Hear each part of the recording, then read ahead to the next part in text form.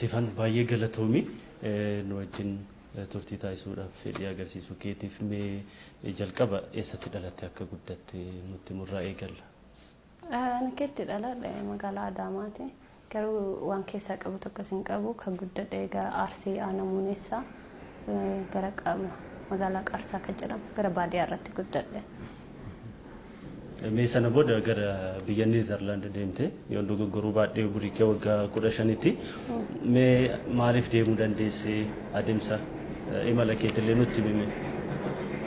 Ani akkeetti deeme yeroo dura ijoollee ta'ee deeme uma 15 safara 15 deeme adeemsitti deeme akkuma nama asuma baay'ee achumatti yeroo an deemu san gara I think kuda tokko waggaa 10 ta'eera. As keessa biyya kana keessatti baay'ee namatti hin tolu akkuma baay'een achitti hafuu fi itti yaadeet namachi jiru wajjin illee dubbadhe achumaan achitti hafee namatti hin tolu ture jireenyaafis ispoortiifis asitti yeroo saniif. Ispoortii asumatti eegalte jechuudha sana booda achi deemtee baqattummaa gaafatte immoo. Ispoortii asumatti eegale yeroo xiqqoo ta'ellee mana barumsaatti deemuuf baay'ee fiigicha akka malee jaalladha tureellee taaddaagii ijoollee xiqqoollee ta'ee dorgomii onnoo keessatti cadhistee akka ijoolleen dorgomuun jira hin jaalladha ture safara keessatti illee akka malee outdoorii ture nama keessa doon ta'e nama ala jaalladhu ture akka malee. Ana akka tasaa achi deemeellee waa ispoortii sammuu koo keessa itti dhiise garuu jireenya koo keessatti waan outdoorii jaalladhuuf nama ala keessa jaallatu baay'ee natti hin tolle achuma gara barumsaa deemee ture achitti barumsa koo osoo baradhuyyuu ijoolleen ispoortii hojjetan hin jirani isaan ka gara ispoortii akka deema akka ispoortii hojjennu eegalsiisan. Jireenya biyya Neezerlaand akkamitti bartee wanti sitti ulfaatee jira ture? Jireenyi biyya Neezerlaand akka deemee baay'ee natti ulfaateera umrii haga waggaa 2-3tiif yoo beekta irra guddinaan ijoollee baadiyyaati. Ijoollee baadiyyaa keessatti balballi banaadha namni warra ollaa walitti dhufaa sooshaali baay'ata biyya kana keessatti yeroo achi dhaqu akka tasaa bakka gaariillee nan geenne under age ka jedhamu eenyu keessa ture mana under age jedhamu keessa ture. Yeroo hundaa balballiin cufamaa annamoo nama ala baay'isu siin jedheera ala oola yeroo hundaayyuu haadha kootiin sabootaniif wallola yeroo hundaa mana oolanii barumsa makiinaa yoo deebinu gara manaatti onnu geessan baay'ee cinqii guddaa keessa afaan hin beeku nama tokko nama Oromoo hin argine nama Oromoo dhiisi nama Itoophiyaatiin yoo waliin argine rakkadhaa ture waggaa tokkoof achillee ka'eeti. Injiraanni yaaddi biyyaallee sammuu koo keessa deebi'aa ture qilleensi biyyaallee garagara ture achi akka malee qorra yeroo ganna 6-4 6-5 akka malee qorra baradoofaa ture yeroo bonnaa humaan jedhu ana halkan illee eegdu kootiin biyyuma kana argaa ture waggaa 2-3tiif alhamdulillah saniin booda waggaa 2-3 booda addaaftii ta'ee jireenya biyya sanii waliin. Mee jalqaba yeroo fiigicha kana eegaltu atileetiin ati fakkeenya godhattee eegalte ni jira yeroo tokkollee akkasuma atileet Fayyisaa Leellisaa naanaaf goota kooti yeroo jettu dhaga'amteerta gootummaan isaa gama kamiini kan jedhu sanatti himime. Actually ani atileetii eenyu jedhee atileetii ilaalee akkas ta'a jedhee ka eegale tokkollee hin jiru. Ani intala musliimaat warri koo islaamaa kanaafuu gara fiigichaa kan akkas ta'a kana wanni jedhamu tokko hin jiru. Asitti illee cadhiseetumaan taaddaagee akkas waliin fiige malee diriimii guddaa kan qabu tokko sin turre ana biratti. Biyya alaa deemee achitti ijoollee astamaariin kiyya tokko ka fiigicha jaalatu jira. Ispoortii akka malee barbaada. Ispoortii ispoortii hojjechuu barbaada. Birri kafaluu qabda ispoortii hojjechuuf an birri deemuun qabu tamaariidha. Tamaariin biyya alaatti baay'ee rakkisaadha akka biyya kanaatti miti guyyaa tamaaraa galgal hojjedhaa ture. Astamaarii san wajjin bakka fiigichaa dhaqee namitti wayiin argite mucayyoon kun taalentii akka malee qabdi fiigicha eegaluu qabdettee caammaa naa bitteet warra achillee warri akka tasaa rabbi jaalala isaanii naa kenneeroo gisee hundaayyuu gara gaarii na gorsanii isii biratti eegalee achumaan barumsa narsii kan jedhu jammara afaan isaanii fixee waggaa 3 akkas taa'e narsii sanirraan akka malee natti ulfaate beektaa gara magaalaa biraa qayyarame namicha Oromooti gara Shawaa kan addunyaa xinaafa jedhan yoo an fiiguun argee si hojjechiisaa naan jedhe waan hundaa si qarqaraa naan jedhe garuu inni barumsa dhaabi naan jedhe isaan waliin galle oduma jidduu kana keessa inni illee na qarqaaruu osoo hojjedhu akka tasaa Dutch Federation asalxaanii argadhe ufumaa na waame nusi qarqaarraa kootuuti waan hundaa nusi qarqaarraa kiraa manaallee waan hundaayyuu jecha ispoortii kootuu kee hojjeta mana barumsaallee wajjina si haasayaa akkati guyyaa lama ispoortii hojjeta guyyaa 3 timirtii kee barattu naan jedhe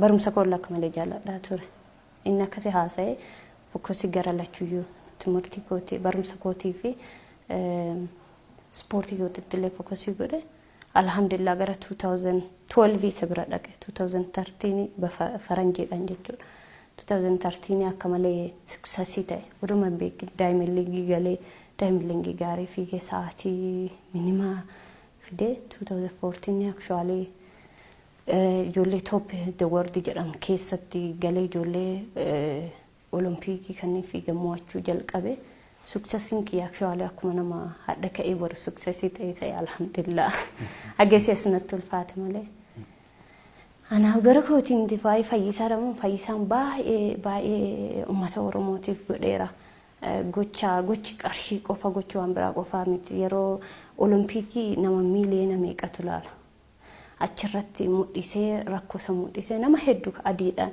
dhufee maali jechuudha harka kana godhuun jedhanii kana gaafataa turan nama sanitti yoo hime warra adii sanitti kataanii bu'anii jira rakkoo akkan ara biyya keenya piisitu jira miti naganaan jedha lakki እና baay'ee beeksiseera miidiyaan dammoo yeroo kana miidiyaa hojjetaa jira miidiyaan dhugaa haqaayyuu dhossee soba alatti baasaa jira fayyisaan gini miidiyaan wanni sun akka mul'atu godhe saniif akka malee isa dinqiseeffadhaan mee waa'ee barnoota narsiingii si gaafachuuf ture maalirraa geessee jirta yeroo ammaa kan noo atileetiksii qofa immoo hojii biraa kan dabalataa qabdu barumsa narsii waggaa 2 baradhee yeroo san 2012 jammare waggaa akka dhufee yeroo dura waggaa 3 barumsa barataa ture barumsa afaanii fatanaa darbuuf hagam dandeettiin kee akka ta'e achumaan 2012 narsii jammare 2012 narsii baradhee tartiinii baradhee waggaa 2 baradhee dhaabe sen booda akka malee biizii ta'e fiigichuu yoo rakkisaadha achumatti dhaabe waan biraa wanna hojjedhuun qabu yeroo kanatti fiigichaan ala keessattuu yeroo darbe shaampiyoonaa addunyaa irratti meetira 10,000 fi 1,500 warqee argattee jirta injifannoo guddaa ture keessattuu meetirri 10,000 kan atileetonni biyya Itoophiyaatti beekamanidha siifi kaadda ta'e qaba dorgommii sammuu achuun kee baay'ee waan adda ta'e naaf qaba ani actually fiigicha dheeraa zuurii baay'eetu jaaladhu boring na fakkaata waan si'eessoo waan ati muddamtu waan ati fakkaane jiruu kootira fiigicha dheeraa yoo maratoonii ta'e akkas afoota malee akkas waan ati naannaan kana hin jaaladhu jiruu kootirratti abadan hin fiigu jedhaa ture gara waggaa tokkooti asalxaanyiin koo 10,000 yoomiif qajeelchaan beektame yoomiif hin jaalata yeroo training hojjennu zuurii hojjennu kan inni akka malee jaalata an akka malee jibba atillee 10,000 fiddaan an jedhe and just keep dreaming tasayyaade waan akkasii jedheen waan ani yaadoti natti nimtu naan jedha chisuuti jedhee atiin 500 koo gaariin ture na fakkaate bigin year irratti shangaay kabaabii baay'ee bada ture ramadaana keessallee ture baay'ee bada ture chumaan aare okay kaati jette nan godha jedheen 10,000 jettuun fiigaa I wanna punish myself waa uftaaris punish godhu barbaada jedheen baay'ee gammadee okay naan jedhe ihe warqee argadha alhamdulillah wanna irraa argadhe yeroo jalqaba ani waan speedii 500 faati speedii akkuma 500 speedii waan ta'eef yeroo jalqaba waan suuta deemnu bakka malee eenyu na godha natti hin tolu waan dadhabe natti fakkaata yoo garuu gara eenyurra deeman natti tola maaliif speedii fuulii deemaan jiru suutallee waan deemaan jiru fokusii irratti godha baay'ee gammadeera actually injoo godhe akka malee. Mee gama biraatiin atileetonni dhalootaan Itoophiyaa ta'anii biyyaalee birootiif fiigan hedduudha keessattuu biyyaalee Arabaatiif jechuudha. Ati Itoophiyaadhaaf osoo fiigee jettee yaaddee beektaa? Gama Itoophiyaatiinis immoo qaamni Itoophiyaadhaaf osoo fiigdee dheesii gaafate tarii federeeshinii atileetiksii irraas ta'uu danda'a, aangoota mootummaa irraas ta'uu danda'a namni biraallee. Namni na gaggaafateera gara kootiin ani odoo fiigee jedhee hawween beeku yoo biyya Oromoon bilisa baate biyya Oromoo. Gara kootiin gara hawwee hagas hundan beeku Itoophiyaaf nan fiigaa maaliif ijoollee hedduu qaban. Ijoolleen hagas hundallee odoo gahee guddaa qabaatan hin baane hin jiran bakka guddaa hin geenne hin jiran. Ijoollee hedduu isa odoo qarqaaranii sirriitti ijoolleen bakka guddaa irratti hojjetanii jedhanii anillee ittan hinaafa sila akka isaanii odoo ta'e isaan bira ta'e isaan ijoollee isaan irratti hojjenne ijoollee amma fikootiif yoomiif na biratti hojjeta rakkoo meeqa keessa darbaa jira kanaafuu I have never think about it. Duga nama akka malee talentii qabu nama akka malee odoo 5,000 10,000 barana akka fiigu goosisanii mucaa warqee lama argatu ture. Sammuu isaa baay'ee baxabaxameera akka malee baxabaxaniiru yookiin 10,000 fiiddu jedhanii yookiin 5,000 fiidda jedhanii gizee hundaayyuu rabshaadha sammuu isaa keessa yeroo hundaayyuu yookiin na ari'an jedha yookiin federeeshinii waliin gallu jedha baay'ee wanna isarratti argu inawu alhamdulillah jedha actually bagachii baay'ee jedha I think haga daraartuun seente kana wayyana fakkaata sirraa fi jira maybe take time angara godin nawu mee garuu osoo Itoophiyaa jiraadhee haga amma milkoofte kana nam milkaa jettee yaadda? Milkaa'eeyyan milkaa'uun danda'a garuu uradii guddaa keessa waan darbu natti fakkaata waan rabbi sii galmeesse waan hin dhabneef waan milkaa'u natti fakkaata garuu maal beeka waan dhaabullee natti fakkaata hagas hundatti gistii wannoon qabu peeshintiin qabu yoo safarii nama godhan yoo yoomeef irratti yoo argu yeroo tokko aboottiin dhiisuu wayyee jedhaan innuyyuu gizee meeqatti dhiisa manaamin akkas ta'a akkas godha sammuun isaa actually shaampiyoona ji'atu lama yoo hafa akka malee rakkoo guddaa keessa arrafee hojjetuu dhiisee wanna biraa yaaduudha maal beekan imagination of godhuus hin barbaadu. Mee ati fageenya garaagaraa hin fiigdaa hagasuma milkaa'aa jirta sababni isaa maal inni jettee amanta? Sababni isaa tireeningii sirriitti hojjechuudha. Tigistanya ta'uudhaan kanaan durallee taalentii mamma qabu qaba hojiilee hojjedheera garuu tigisti sirriitti hin qabu ture ammuma waan hundaayyuu amma godhuuf qaba dorgommii seenaa illee muddama waan muddamuuf hin balleessa ture ginaa waggaa lamaansa 2007 irraa qabe yoomuu tamullee kamuu addees kamuu tamillee irra deemee ilaala dorgommii koo peeshintii hedduu qaba ture peeshintii hedduu waan qabuuf waan hundaa waan godhu itti yaadeeti muddamu dorgommii keessatti muddamu itti yaadeeti irra guddina tireeningiidha buqaa waa hedduu waan qabdu hunda sa'aatii kee koostii godhaa maybe connectii ijoollee hiriyaa kee wajjin qabdu connectii warra kee waliin qabdu kan hunda sirraa fudhata yoo beestii irra sookin achi geettee bakka ho'i gaftaat kan hunda dhiifte waa'ee isaarra fokkosii ganama galgala hojjechuu wamma xixiqqishuullee ta'u wan just larni namni fiigicha luka qofatti fakkaata waa hunda larni nyaata kee tireeningii akkam hojjettu jiimii fiigicha waa hedduu walitti qabateetu itti koosti taayimii hedduu fudhata. Mee amma biyya Neezerlaandiif fiigaa jirta rakkoo biyya Itoophiyaa keessa jiru natti himtee jirta mee haalli ati jiru maal fakkaata mee si kunuunsu keessattuu atileetonni biyyaalee biroo yookaan dhalootaan biyyaalee biroo ta'anii biyyaalee Awurooppaa tokko fiigan immoo كساليلان سيجمع كان الرب سوم فايرو رتك كابوني مدتا نملت سين سرتك كبيبيكا أنا جرا كوتين أتين واي كنونسا جرا أرشيتين كاسي كلبي كان إثيوبيا تبع تنافكات جولي لافكات وكان جولي تديكون إثيوبيا كيسنا مهدو أرشي جايا هنكابو كأنه كجولي كركار كان كلبي كيدو بقى تاني باي بريد إثيوبيا كيست وانا جالر نيجرلاند كيس إنك أبني وانا كسي كلبي يوتايس ستوا كفل كان أفهم الرجود نجولين توك أكين سبب سن وكي وجهتا فيجو قبض مالي كلبي سكركاري فيجيcha في إنه خطاتو إنجرو غارو نما أكاكوتي نما غنما أولكادة مو في إثيوبيا موي نما أكاكوتي بكا غاري جه كنافي فيدريشن ولي لولتو تيك نجروت تيك قباتي ساعتين كي غاري تاي علميرتي توبيتري تاتي جنان يرو سنر ساعتي سنر غاري تانان مالسي غونا مالسي تانا ترين كام بيوم كم ديم تكم سي غونا جراني كسي كونو سني إسان بيا كم تما أيارين غاري دا كليسي بيا كم الرغاري يرامن ويرا كتا بردوتا إثيوبيا يودمت هوتيلا كيسي كفلا نياتا كيسي كفلا جراني كان سيكون إنسان يو أسيتي كليسي بداتا يوكي كينيا ديم وكي أكس كانان وهم براتي وان سبرت آبتني وانا دندانين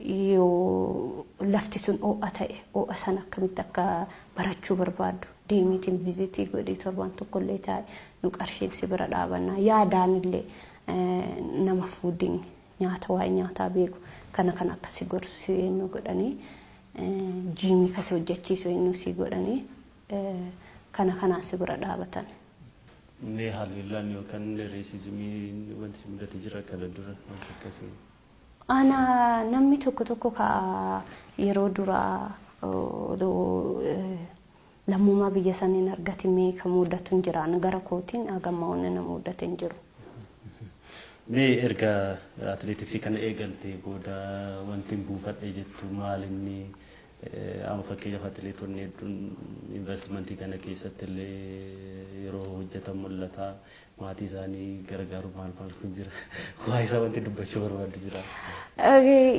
as gara rufaa'eli gara sulultaa akkasii lafa bitadheera when investment itti yaadaa ture and actually one of the young athlete agana argata jira malee akka warra duraanii qarshii ol kaate miliyoona akkas biliyoona lafa kaate warra akkasiin diggeen kiyya inshallah gana dhufaa jira ufafoo investment hojjechuu barbaada especially gara naannoo Arsii naannoo Muuneessaa magaalaa xixiqqoo keessatti bakka ittiin beekamne jiran bakka magaalaa guddisuu irra guddina ufiif qofa doon ta'in sabaachi ummatachi dhalate san magaalaan isaanii guddattee arguu nan barbaada ufafoo odoon akka timirti beetii banameet natti tola inshallah በተለይ ወረ ዱባራ ወረ ጭንቁፈሙ ከነ ወዶ ቀርቃራሜ እና ፕሮጀክቲ ቀርቃርሳለ ሰው በኔ ሳይት ያዳ ጅራውና ከና ጆሌ ዱባራ ጆሌ ራኮራ ጅራና ጆሌ ረኮ ከሰ ደርባን ከኒን ቀርቃሩ ወረ ቢሻን ቀምነ ከኒኒ ወጀቹ ፊ ወዶ ረብና ጎዴ ከነ ሱክሰሲ ታዬ ነቲ ቶላንግ ገማኮቲ ያኔ ቀርሺ ወለ ረኮ ፈቱ ዶንታይ ነመለ ቀርቃርቴቲ namasan ummanni sono kinnaanoo sanii gammadee argulleen qabeenya tokko jedhee yaada. Namoonni si beekan siifannoo fi amantummaa cimaa qabdeedhanii jedhanii yeroo haasaan dhaga'ama. Mee ciminni keenni guddaan maali jettee yaadda? Ammoo dorgommii kee kana keessatti atleetii sodaattu ni qabdaa? Ani duraan atleetii odoon ta'in fiigichumaan nan sodaadha. Narvisii fiigicha kan mo'achuu barbaada tasamo'atamuun barbaada rabbina dhiisu tasamo'achuun barbaadu dursee sammuu keessa saayikooloojii keessatti wat yoo mo'atame yoo jedhu natti deddeebi'a saniif jecha dorgommii 2050-60 dorgommii balleessa ture odoo biraan gahin dura odoo mo'atame yoo jedhu gina amma atileetii sodaachuu doontan fiigicha akkamitti akka ba'u barbaadu. Konfidensii qaba alhamdulillah konfidensii akkana hojjedheera kana hojjedhee kanaan deema. Wanni fe'ee haa galu isti kanaan deema jedha. Isa atileetii sodaadhu hin jiru atileetiin baay'ee xankaaraadha jedhee yaadu odoo jiraate cimaadha jedhee jiraatu odoo jiraate Almaaz Ayyaanaa baay'ee strongidha. Mucayyoo Itoophiyaa taa amma jammarri akkas hitan oliif fiidu. Kunniin baay'ee ijoollee dinqisiifadhu. Mee ati afaan meeqa akka dubbattu nutti himi? Oromiffa nan dubbadha. Amma intervii kanarra waa akkam akka dubbanne hin beeku garuu Oromiffa nan dubbadha. Afaan kooti afaan haadha kootiiti. Achirraan afaan daachi dubbadha. Achirraa Ingiliffa dubbadha. Amaariffa illee xinnoo nama akkora. Mee miidiyaa hawaasummaa hin fayyadamtu? Feesbuukii fa'aa jirtaa hin fayyadamtaa? Sababni isaa maali? Feesbuukii nan fayyadama ture. Yeroo duraa san haga eenyu ta'ee waggaa lama akkas ofirraa diileetii godhe. Koosta taayimii koona alaa balleessaa meesejii nama si barreessu yeroo fiigicha fiigee fa'aa gisee tokko meesejii 100,000 banaa sa'aatii hin qabu sa'aatii 7 olii gadi eenyu godhu.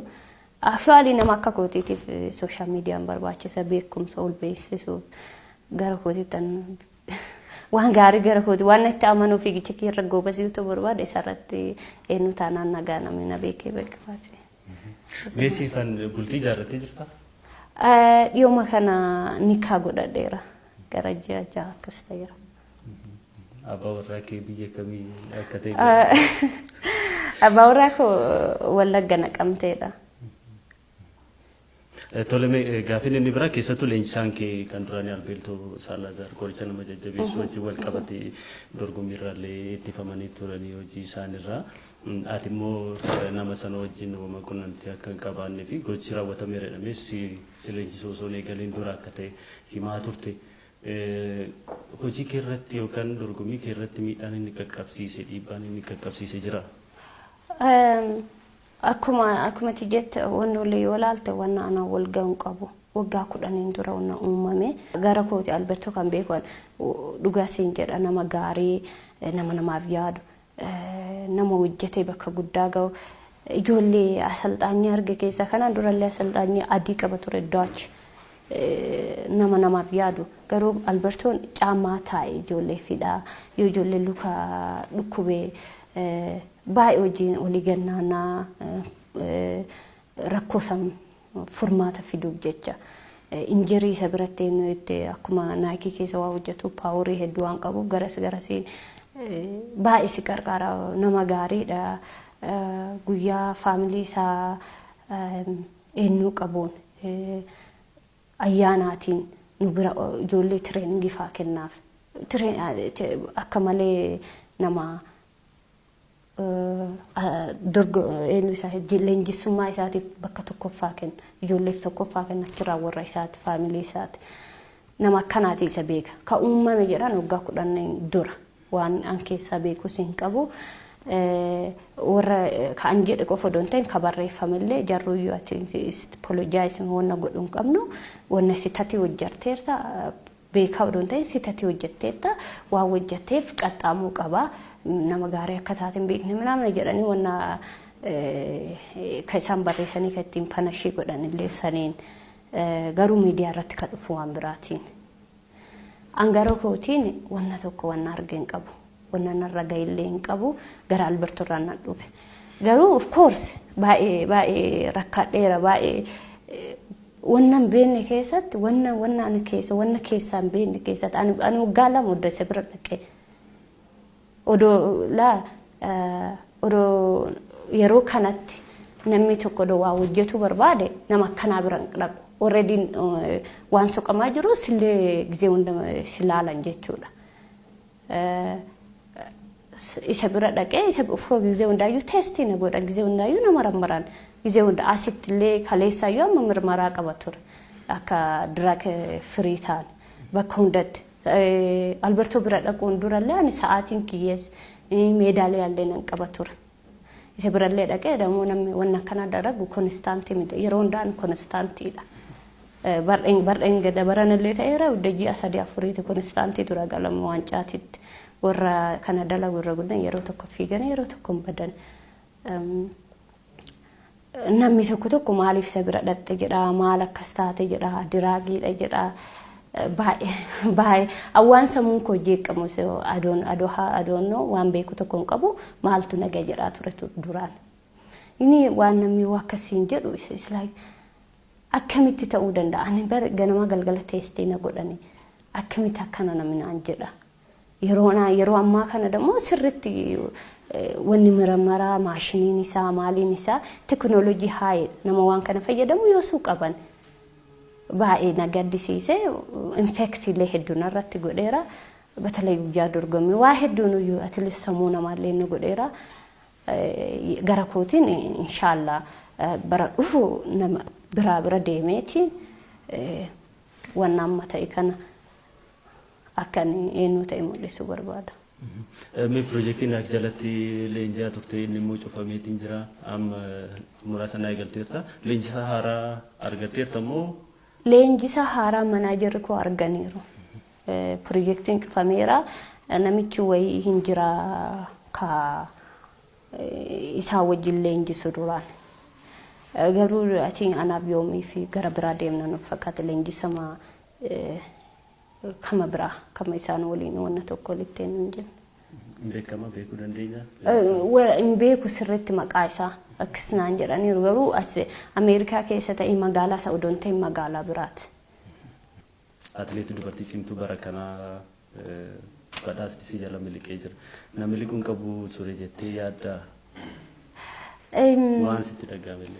Lakki gara koo maalatti fakkaatu gara kootiin ani wanna hojjedheera isaan wanna eenyu akka ka'eenyu ta'e abbaa eenyu kabeessa akka ta'e filachuun mirga isaaniiti. Haga sundallee wanna ofii muddaman ishee ofii keetii dorgommii san gaarii fiigee mo'adhu malee shillimaata akkas ta'e dibeesti ta'uu kanaaf sooshaal miidiyaaleen jaalladha. Uumaa infektiin hin goone ashwaalii natti toleera yaala odoo tabaranaa ta'e giddeetaa achi dhaqee maali uffata irraas libsi halkanii kaayinnu isa uffadhee achi deemeetiin guyyaa tokko wana bararaa dadhabeera already shaampiyoona ullee gaddeemu iyyuu narraa qannase. Bara dhuftu 2020 keessa Oloompikiin hin jira isaaf qophaa'aa jirta fageenya akkamii irratti dorgomuudhaaf akka yaadde nutti yoo iciitii ta'uu baate jechuudha. Lakki iciitii miti akkuma baranaa kana hunduma irratti fokusii godha 800 haga 10,000 nan hojjedha dorgommiilee seenaatuma hundaayyuu dheeraas gabaabaas nan fiiga depend yeroo sanitti kamirratti akka cimaa ta'e akka baranaa rabbinaa godhe yoo kondiishiniin koo gaarii ta'e haalaan irra jiru yoo bareeda ta'e akkuma baranaa kana 10,500 fiiga yookaan bara dhufu akkanatti fakkaatutti 5,000 fi 10,000 filadhu natti fakkaata. Barana 10,500 ka filadhe rakkisa riskii ture 500 ijoolleen hedduu goobaziidha. Mo'atamuus ni danda'ama bara dhufu kam akka meedaaliyaa akka argadhu Oloompiikii waan ta'eef kamtu akkanatti salphatu isa keessaa filadha. Sammuu koo keessa ka jiru 5,010 akkas waan godhu natti fakkaatu. Solee dhumarratti ergaa qabdu yookaan immoo osoo dubbadhee wanti jettu yoo jiraate. Galatooma waan invaayitii na gootaniif wanna biraa